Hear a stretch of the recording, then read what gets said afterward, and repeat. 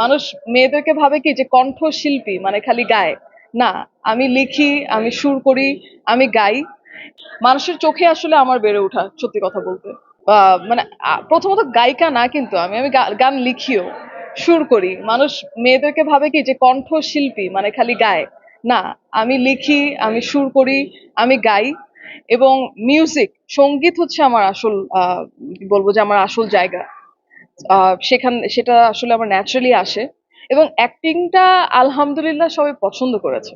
মানে সারপ্রাইজিংলি আমি ভেবেছিলাম যে আমি অনেক গালি খাবো, হ্যাঁ, যেহেতু আমি কখনো অ্যাক্টিং করি নাই।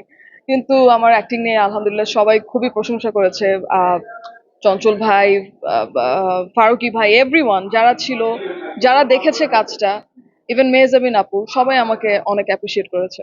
মনে করি যে আমার লাস্ট 2 ইয়ার্স মানে 23 থেকে 24 খুবই ভালো যাচ্ছে আলহামদুলিল্লাহ। আমি অনেক কাজ করছি।